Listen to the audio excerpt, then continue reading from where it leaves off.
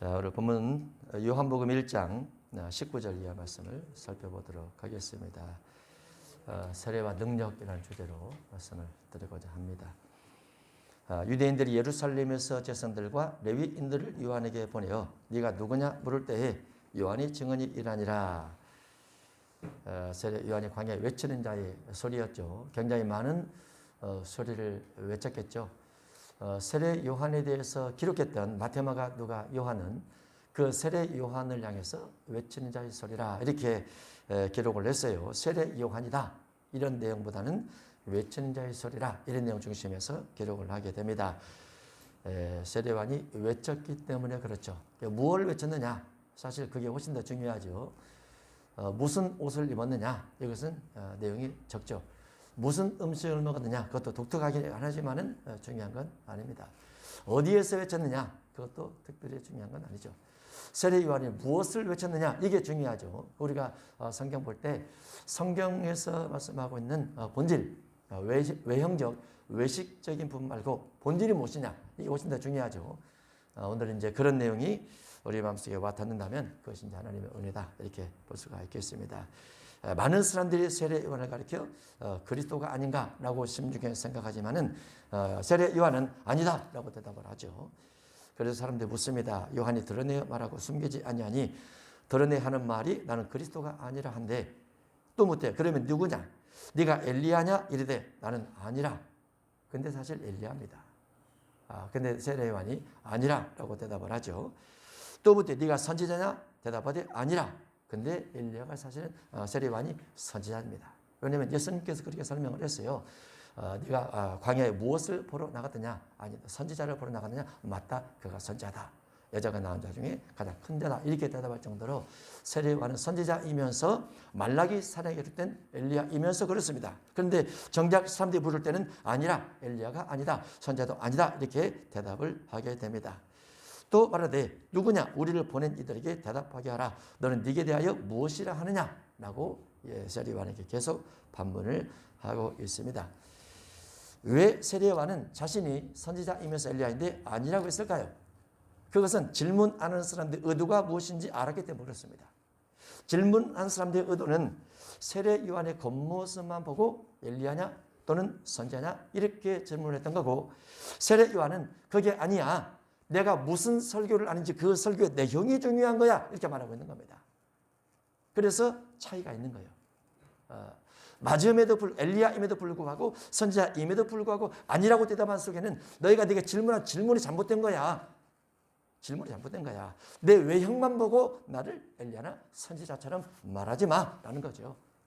내가 무슨 설교를 하는가 그곳에 귀를 기울여야지 그 말이죠. 우리가 교회를 다니면 왜 다니는가? 이게 중요해요. 왜 다니는가? 나 교회 다닙니다. 왜 다닙니까? 그냥 다녀요. 그러면 안 되죠. 그러면 안 돼요. 기도합니다. 왜 기도합니까? 그냥 기도합니다. 그러면 안 돼요. 기도하는 이유와 목적과 뜻이 분명해야 돼요. 그래서 신앙은 지식에서 나는 거지 그냥 맹목적으로 믿는 것이 믿음이 아닙니다.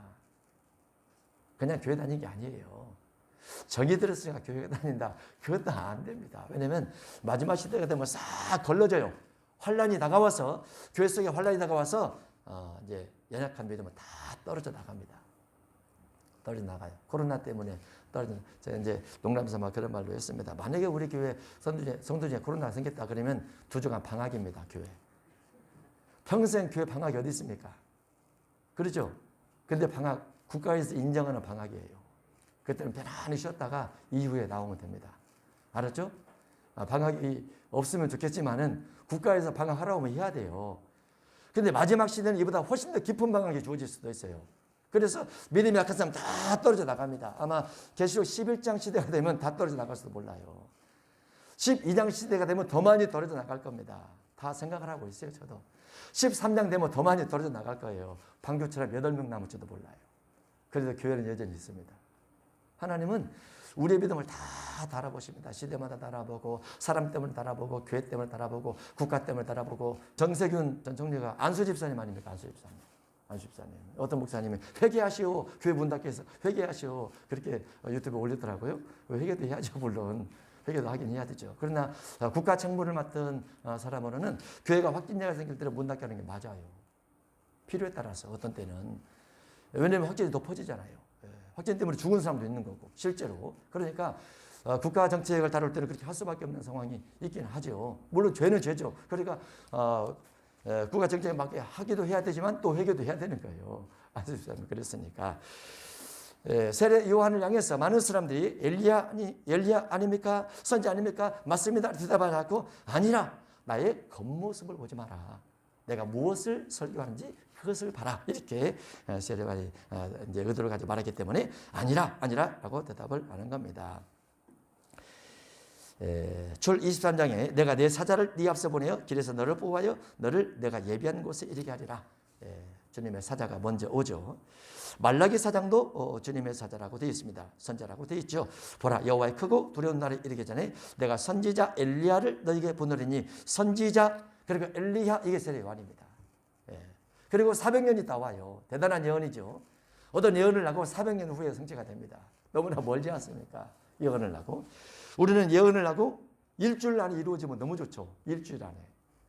한 달 안에 이루어지거나 1년 안에 이루어지거나 또는 6개월 안에 이루어지거나 하나님 은혜가 예수께서 안수 집사 미사할 때 기도를 해드리는 것이 있는데 봄에 제사를 이렇게 하게 됐어요. 신기할 정도로. 그러나 이제 때로는 어떤 예언들은 아주 수백 년 후에 이루어지는 부분도 있는데 바로 세례 요한과 예수님에 대해서 그런 것이 이제 이루어진 거죠. 400년 후에. 이르되 나는 선지자 이사야 말과 같이 주의 길을 곧게 하라고 광야에서 외친 자의 소리라. 이게 이제 세례 요한의 정확한 대답입니다. 나는 선지자 이사야서에 기록된 것처럼 주님의 길을 곧게 하라고. 주님께서 오시죠. 세례 요한 뒤에 오십니다. 주님께서 오시는데 주님께서 오실 때 주님께서 오심을 영접할 사람들을 위해서 먼저 와서 말하는 사람이라 그 말이죠. 그래서 예수님께서 오실 길을 곧게 하라고 구부러진 길, 험한 길, 거친 길을 곧게 하라고 광야에서 외친 자의 소리라라고 되어 있습니다. 외친 자의 소리죠. 소리. 그 소리가 세례 요한의 사실 음성이기도 합니다. 또는 세례 요한의 설교이기도 하고 세례 요한의 법이기도 하죠. 그래서 한 부분으로는 그거를 세례 요한 신학이다 이렇게 말을 합니다. 모세 신학이 있고 또 여호수아 신학이 있고 또 대선지자 신학이 있고 신학으로 하면 세례 요한 신학, 예수님의 신학, 바울 신학, 베드로 신학, 사도 요한 신학 이렇게 말하기도 합니다. 신학적으로 하면 근데 세례 요한 신학과 예수님의 신학은 비슷해요. 그렇지만 또 다릅니다. 왜냐하면 세례 요한은 한 발은 거의 다 구약에 거쳐 있어요. 거의 대부분은. 발은 구약에 거쳐 있는데 설교는 신약 가지고 설교를 합니다. 그게 달라요. 그게 달라요. 예수님은 구약의 99%를 걸치고 나서 부활하시고 나서 신약의 99%를 또 걸칩니다. 예수님은. 그래서 예수님은 과도기에 있어요. 구약의 신약의 한순간에. 이렇게. 그래서 모세의 설교하고 예수님의 설교하고 설교가 반대가 되죠. 구약은 불완전율법, 신약은 완전율법이기 때문에 반대가 돼요. 그런 것들을 알아야 우리가 성경 읽을 때 이해가 되는데 그냥 읽으면 잘 모르죠. 세례 요한이 자신에 대해서 광야 외친 자의 소리라고 말하는데 엘리야인 세례 요한의 겉모습은 낙타털 옷과 그 음식인 메뚜기 석정보다 더 중요한 것은 그가 외치는 소리가 무엇이냐이다. 그는 자신에 대한 소개보다도 자신의 뒤에 오시는 이에 대한 소개가 더 중요함을 말하고 있다. 세례 요한 보고 엘리야라고 말하지만 아니야, 내 뒤에 오시는 그분이 훨씬 더 중요해. 나도 중요한 것 같지. 아니야, 내 뒤에 오시는 그분이 훨씬 더 중요하다라고 소개를 하는데 소개받은 사람들은 세례 요한 뒤에 오는 분에 대해서 아직은 관심이 없어요. 아직은. 엘리야라고 생각을 한다면 엘리야 다음에 그리스도 메시아가 오는 것 아니야? 그분이 누구야? 이렇게 생각해야 되는데 거기까지 생각하지 않고 세례 요한만 보고 혹시 당신이 그리스도라고 생각한단 말이죠. 또 세례 요한의 설교 속에는 이웃을 사랑하라 라는 부분이 강력하게 들어있습니다. 이웃을 사랑하라. 누가복음 4장에 이웃을 사랑하라. 강력하게. 그런데 이웃 사랑에 대해서는 사람들이 물어보지도 않아요. 바리새 사두개인들이 세례 요한 보면서 물어보지도 않아요. 설교식이 무엇입니까? 물어보지도 않아요. 무엇에 관심이 있느냐? 야, 낙타털 옷을 입었대. 예언한데 또 메뚜기를 먹대. 신기하지 않아? 광야에서 외친데 소리를 고래고래 지더래. 이것만 관심이 있는 거예요. 핵심은 빠지고 말이죠. 그러다 보니까 세례 요한이 아니라라고 대답을 하는 거죠. 로마서 2장 11절에 보면 이는 하나님께서 외모로 사람을 취하지 아니하심이라. 하나님의 중심은 외모로 사람을 안 본다는 거죠. 사람은 외모를 중심해서 사람을 본다는 거고 하나님은 외모를 중심해서 사람을 절대로 바라보지 않는다는 거예요. 왜 그럴까요? 사람은 썩죠. 결국은. 늙죠. 결국은. 죽죠. 결국은. 영이신 하나님은 사람을 볼 때 사람의 심령이 어떠한가 이것 중심에서 본다는 거예요. 그 인격이 어떤가 이것 중심에서 본다는 거예요. 그 생각이 어떤가 이것 본다는 거예요. 하나님은. 사람은 외모를 바라보지만 시대는 점점 외모 중심으로 가고 사회도 국가도 미래도 외모 중심으로 갑니다. 그러다 보니까 속 마음이 어떻든 외모가 좀 번지르르 하면 그것이 인정받는 사회로 가려고 하는 것이죠. 그런데 하나님은 사람을 외모로 취하지 아니하심이라 배전 1장 17절도 외모로 보시지 않고 각 사람이 행위대로 심판하신 일을 이렇게 되어 있습니다. 행위대로 심판하신다. 외모를 바라보지 않는다고 말이죠. 배전 3장 3절도 너희 단장은 머리를 꾸미고 금을 차고 아름다운 옷을 입은 외모로 하지 말고 라고 되어 있습니다. 물론 이제 기본적인 사항은 또 갖추고 다녀야 되죠. 예배할 때 경건한 모습으로 예배하는 건 맞습니다. 기도할 때는 또 경건하지 않고 간절히 기도할 수 있는 그렇게 또 자세를 하고요. 또 타인을 대할 때는 옷을 잘 입고 또 예식장 갈 때는 옷을 잘 입어야 되겠죠. 그런데 격식과 예의를 갖춰야 되고 예배할 때도 마찬가지고 그러나 그 자체가 목적이 되진 마라 그 말이죠. 그 자체가. 교회도 건물 중심한 교회가 있습니다. 건물. 유럽 교회는 얼마나 멋집니까? 안 가봤지만은 이탈리아, 피렌체 이런 데 그 성당 너무나 멋집니다. 멋진데 하나 가슴이 아프죠. 건물 중심한 목회를 한 거예요. 건물 중심한 목회, 벽화 중심한 목회를 한 거죠. 그리고 그림과 회화 이런 것 중심에서 목회를 한 거죠. 그래서 교회는 오랫동안 1000년이 넘는 건물로 살아남았고 존재하고 있음에도 불구하고 성도가 없어요. 성도가. 건물 목회는 외식입니다. 외행입니다. 나중에 다 무너질 것들이죠. 다 무너집니다. 왜냐하면 지구 자체가 나중에 갈아입어요. 새 옷으로. 그래서 지구 내면에 있는 모든 사람이 만든 성물들은 다 바꿔지게 돼 있어요. 아무리 잘 지었어도 아무리 멋져도 그런 하나님의 나라에 비하면 아무것도 아니기 때문에. 그래서 건물 목회가 중심한 것이 아니고 건물 안에서 어떠한 말씀이 올려나오느냐 이게 중요한 거예요. 끊임없이 우리가 몇 년 동안 몇십 년 동안 교회를 다녀도 내가 몇십 년 동안 교회를 다녀서 아무런 중요한 것이 아니에요. 그거 아무런 중요한 것이 아닙니다. 주중에 그 강의를 하면서 그런 말씀이 떠올랐는데 계시록 13장 시대가 되면 표를 받는 사람은 현재 있는 재물을 다 쓸 수 있습니다. 표를 받는 사람들은. 이제 표를 받지 않는 사람들은 현재 재물을 한 번도 못 씁니다. 한 번도 쓸 수가 없어요. 표를 받지 않고는. 그러니까 표를 안 받은 사람들은 물질을 아무리 많이 가지고 있어도 전혀 못 쓰고 금을 아무리 많이 가지고 있어도 전혀 못 쓰고 부동산 아무리 많이 가지고 있어도 전혀 못 씁니다. 표를 안 받은 사람들은. 그 이해가 되겠습니까? 그런 시대가 앞으로 온다 그 말이죠. 그런 시대가. 아무 필요가 없어요. 왜냐하면 매매를 못하니까. 표를 안 받은 사람들은. 무슨 소용이 있어요. 무슨 소용이. 거부가 되어서 운명할 때 한 번도 못 가져가는 것과 똑같은 상황이 계시록 12장 13장 시대에 주어진다고 말이죠. 무슨 소용이 있어요. 매매를 안 하는데. 아무리 있어도 매매 자체가 안 되는데. 그래 표를 받고 매매를 하면 되겠네. 그러면 이제 천국에 못 가는 거죠. 그러면. 시대가 엄청난 속도로 발전되고 있어요. 아주 빠른 속도로 가고 있어요. 빠른 속도로. 그래서 신앙이 외형, 외식 중심에서 가서 안 된다. 건물 중심한 교회도 안 된다. 성경이란 무엇입니까? 아름다운 돌과 허물로 꾸민 것을 말하니까 예수님께서 다 무너질 거야 라고 말하잖아요. 무너질 거야. 앞으로 무너질 거야. 네, 무너질 거라고 말이죠. 기도하는 사람들은 기도하는 내용이 중요합니다. 기도하는 내용이 중요해요. 바리새인은 서서 따로 기도하여 이르되 하나님이여 나는 다른 사람들 토색 불이 간음을 하는 자들과 같이 아니하고 이 세리와도 같이 아니함을 감사하나이다. 이게 무슨 기도입니까? 자기 독백이죠. 이건 자기 독백이에요. 자기 고백이고 이건 기도가 아니에요. 하나님 앞에 전능하신 하나님 앞에 거룩하신 하나님 앞에 능력하신 하나님 앞에 나는 아무것도 아닙니다라고 생각을 해야 돼요. 내 의와 내 자랑 내가 뭔가 가진 것처럼 생각하면 절대로 안 돼요. 왜냐하면 하나님께서 보실 때는 그거 내가 줬잖아. 내가 준 거잖아. 내가 준 거잖아. 네 재능 가지고. 근데 남과 비교를 해서 자기 우월주의를 가지고 있으면 하나님 앞에 그건 기도가 아닙니다. 예. 하나님은 전능하시고 하나님은 거룩하시고 하나님은 능력이 많으시기 때문에 하나님께 누구에게 주고자 하면 그냥 줄 수 있는 거예요. 그런 것들은. 세례는 멀리 서서 감의 눈을 들어 하나님을 쳐다보지도 못하고 왜? 너무 거룩하니까. 자기는 너무나 죄인이니까. 이사 6장의 수랍 천사들처럼 다만 가슴을 찌면에 하나님이여 불쌍히 여기소서. 이게 기도예요. 나 자신을 철저하게 낮추는 거. 나는 죄인이로소이다. 나를 낮추는 거. 교만할 것이 뭐가 있습니까? 남과 비교를 하니까 좀 교만한 마음이 들려고 하는 거죠. 남과 비교를 하니까. 그래서 욥도 남과 비교를 하다가 크게 오도말하지 않았습니까? 그래서 남과 절대 비교하지 말고 누구하고 비교를 해야 된다? 하나님하고 비교를 해야 된다.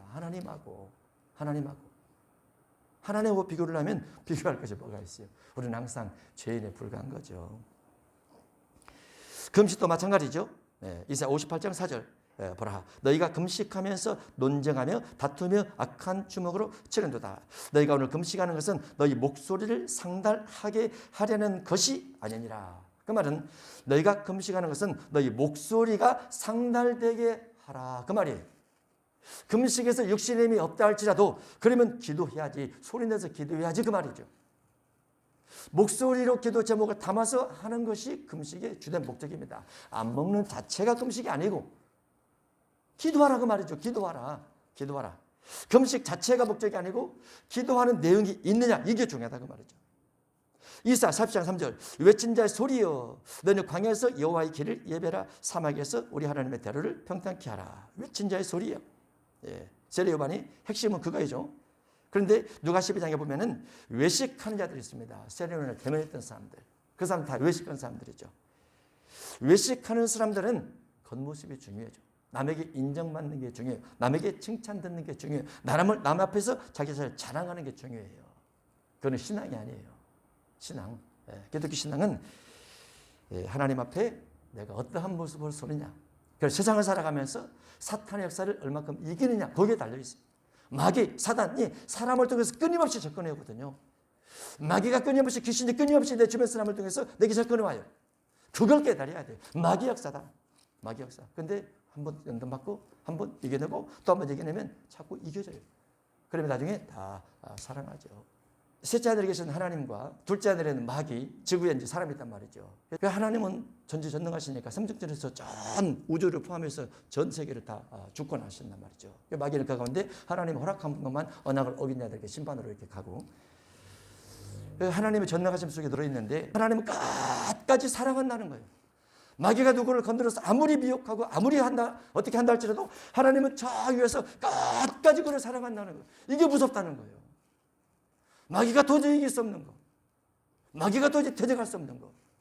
하나님은 자기 목숨을까지 내어주면서 끝까지 사랑하기 때문에 그 사랑이 져버린다는 거지, 마귀가. 아무리 믿음이 사람을 미혹한다 할지라도 하나님의 사랑을 마귀는 못 이긴다는 거죠. 근데 그게 이제 우리 마음속에 있어야 되는 거죠. 우리도 신앙의 핵심 무엇입니까? 신앙의 핵심은 사랑이죠, 사랑. 누구까지? 원수까지도. 원수 어디에 있다고요? 집안에 있고. 항상. 제일 어려운 집안에 있는 원수. 끊임없이 사랑. 이 사랑의 마음을 가지고 살기가 어려워요. 그러다 보니까 기도하는 거죠. 또 기도하면서 사랑의 마음 끝까지 갖게 해달라고. 그게 마귀를 이기는 비결이기 때문에 마지막 시기에다가 다가간다 할지라도 그래도 사랑합니다. 나를 때려도 그래도 사랑합니다. 나를 잡아가도 그래도 사랑합니다. 이렇게 할 수 있겠는가? 그렇게 되려면 많은 연단을 받아야 돼요. 우리 마음속에 미움에 대한 많은 연단을 받아야 돼요. 그래도 사랑한다. 양보하고 섬기고 배려하고 이런 부분들이. 그들은 바리새인들이 보낸 자라. 또 물어 이르되 네가 만일 그리스도도 아니요 엘리야도 아니요 그것은 자 아닐진데 어찌하여 세례를 베푸느냐. 그 세례받는 목적이 중요한데 세례받는 형식적인 것만 가지고 세례 요한에게 와서 말하고 있는 거예요. 왜냐하면 이전에 세례가 없었거든요. 이전에 세례가 없었어요. 참 구약에는 세례를 직접 베푼 것이 없었습니다. 다만 구약의 내용 속에 세례를 의미하는 부분이 있었어요. 노아 홍수의 물이 노아 홍수에서 건져낸 노아들에게는, 노아 가족들에게는 세례다 이렇게 표현되고, 홍해 바다 걷는 것도 세례, 요단강 걷는 것도 세례라고 신약에 와서 해석을 합니다. 그러나 구약에는 직접 세례 베푸는 부분이 없으니까 세례 요한이 세례를 베푸니까 세례 베푸는 그것만 보고 왜 세례 베푸느냐라고 말하고 있는 거죠. 세례의 의미가 무엇인지도 몰라요. 왜 세례를 받는지도 몰라요. 왜 세례를 주는지도 몰라요. 그것은 다 그들이 원하는 것은 형식과 외식과 체면이었기 때문에 관심이 없는 거예요. 우리가 교회 다니면서 세례를 받죠. 그 세례 받았으면 스스로 생각할 때 내가 예수 믿는 것을 고백했어. 나는 예수님의 종이든지 백성이든지 제자야. 그래서 예수님을 닮기 위해서 부단히 노력해야 돼. 왜냐하면 세례 받았으니까. 세례 받았으니까. 세례를 언제 몇 년 몇 월 며칠 날 받았는지 물어보는 사람도 있죠. 이단 종교에서. 그거 중요한 것이 아니에요. 그거는. 왜냐면 세례 안 받아도 성령의 불을 받을 수 있어요. 성령의 세례 받을 수 있어요. 근데 세례 받는 목적이 중요하냐? 목적이 더 중요해요. 세례 받는 목적은. 왜 세례를 받는가? 세례를 받는 목적은 무엇인가? 이게 더 중요하다고 말이죠. 그 세례 받는 목적이 마음속에 내재되어 있지 않으면은 내가 그리스도인의 존립의 가치가 또 무너질 수 있습니다. 마태 3장 11절에서는 회개케 하기 위해서 세례를 준다. 이렇게 되어 있죠. 골로새서 2장 10절에는 11절에는 육의 목적을 육의 몸을 벗는 것이요 이렇게 되어 있어요. 어떻게 하면 내가 예수 믿은 다음에는 가능하면 육체적으로 살지 않고 의명하며 살지 않고 소리에 따라 살지 않고 너무나 먹는 거 마시는 거 입는 거 추구하지 않고 외형 추구하지 않고 체면 거칠에 추구하지 않고 이렇게 살아갈 것인가 이걸 추구하는 거. 외형 중심으로 살지 않고 내면 중심에서 살아가려는 이 마음 자세가 신앙의 출발이에요. 그게 세례의 목적이고. 신명기 10장 16절에는 마음의 할례를 행하라. 마음이 좀 달라졌으면 좋겠다. 마음이 좀 거듭났으면 좋겠다. 안 믿는 사람처럼 살지 말고 믿는 사람답게 인격화시키고 인격화되어져서 섬김과 사랑, 외형 중심하지 않고 내면 중심하고 이렇게 살아갔으면 좋겠다. 마음의 할례. 이게 세례받는 목적이죠. 베전 1장 23절에는 거듭남이란 하나님 말씀으로 거듭나는 것이다. 그래서 우리가 부모에 물려받은 유전인자 씨가 있죠. 씨. 부모의 씨가 우리 속에 있어요. 그래서 어느 부분들은 부모를 닮죠. 부모를 닮아요. 정말 많이 닮죠. 그런데 닮은 것이 육신의 속에 많아요. 육신에서요. 그것이 성령이 내 속에 들어와서 성령으로 말미암아 거듭남의 부분이 반드시 주어져야 돼요. 거듭남 무엇으로? 말씀으로. 성경 따라 사는, 성경 따라 살아가는, 성경 따라 사는 핵심이 뭐예요? 사랑이죠. 사랑. 사랑은 모든 것을 이겨낼 수 있어요. 내 자신도 내가 사랑하면 돼요. 내 자신을 내가 사랑하는 거죠. 존귀한 가치가 있어. 내 안에 성령께서. 그래서 성령께서 나를 통해서 뭔가 하시고자 해. 선한 일, 의로운 일들. 그러면 그것이 내가 나를 사랑하는 거예요. 이웃을 사랑하는 거. 나를 사랑하는 것이 이웃 사랑이에요. 베전 3장 20절에는 육체 더러운 것을 지하여 버림도 있다. 그러나 더 중요한 것은 선한 양심을 향해서 가는 것이다. 본래 마귀가 우리를 지배할 때는 마귀 양심이 약해요. 그 개인주의적인 일입니다. 개인주의적. 그 다음에 이기적이에요. 마귀를 따라가게 되면. 그러나 주님은 이웃을 사랑하라고 끊임없이 말씀하시기 때문에 성령을 받고 세례를 받은 사람은 자꾸 마음을 선한 쪽으로. 마귀는 안 돼. 악해야지. 성령은 안 돼. 선해야지. 진리는 선해야지. 마귀는 안 돼. 악해야지. 그 갈등 속에서 우리가 기도하면서 진리의 말씀을 들으면서 선한 쪽으로 옮겨가는 것이죠. 그게 이제 세례의 참된 목적입니다. 그런데 바리새인들을 부를 때는 그런 거 상관없어요. 그런 목적이 뭐가 중요하냐? 그냥 세례만 받으면 되지. 이렇게 생각한단 말이죠. 그래서 세례 받은 것이 구원이냐? 아니에요. 신앙생활을 어떻게 하느냐가 구원으로 연결되는 거죠. 그게 참되게 세례받은 증거이기도 하고. 너희 가운데 너희가 알지 못하는 한 사람이 있었으니 예수님이 오실 것이다. 내 뒤에 오시는 그분이 오실 것이다. 근데 그분은 능력이 너무나 많아서 나는 신발끈을 풀기도 감당하지 못할 것이다 라고 대답을 합니다. 여기서 제가 한 가지 궁금한 것이 있었어요.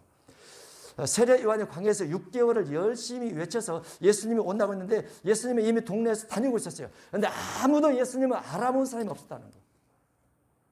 세례 요한에게만, 광야에서 외치는 세례 요한에게만, 낙타털 옷을 입은 세례 요한에게만, 메뚜기 썩적 먹는 세례 요한에게만 관심이 있지, 예수님께서 동네를 다니고 또 말을 하고 또 친구를 사귀고 어디 가서 오늘 같으면 슈퍼 가서 음식을 사고 어디 가서 밥을 먹어도 아무도 예수님 보고 그리스도라 메시아라 말하는 사람이 한 명도 없었어요. 세례 요한이 예수님에 대해서 소개할 때까지 예수님이 어디서 누군가를 만나고 있었음에도 불구하고 예수님을 알아본 자들이 한 명도 없었다고 말이죠. 얼마나 신기합니까? 우리가 하루 지내고 한 주간 지내면서 한 달을 지내면서 우리가 혹시 누군가 천사를 만났을지도 몰라요. 우리는 누군가를 접대하고 대접하면 그가 하나님의 천사일 수도 있어요. 그런데 우리는 모르죠. 그분이 하나님이었는지 천사였는지 몰라요. 다만 우리는 선한 일을 했을 뿐이에요. 어려운 일을 했을 뿐이에요. 나중에 하나님의 나라 가면 하나님이 다 기록을 해놨겠죠. 그래서 누군가는 모르지만은 우리가 예수님을 알아볼 수 있는 눈이 있는 사람이 있을 수 있겠나. 어느 시대라도 참된 목회자를 바라볼 수 있는, 참된 성경을 알아볼 수 있는, 성경을 참되게 해석할 수 있는 마지막 시대가 돼서 계시록 11장 시대의 두 종인을 알아볼 수 있는 눈이 있는 사람이 우리가 될 수 있나. 계시록 12장 시대에 광야 자기 곳을 준비할 수 있는 사람이 될 수 있나? 13장 시대에 짐승이 누군지 알아볼 수 있는 사람이 될 수 있나? 이미 짐승이 전 세계를 지배를 하고 있고 일곱 머리의 뿔이 전 세계를 확장시키는 사역들을 하고 있는데 그걸 알아보는 눈을 가지고 있는 사람이 있나?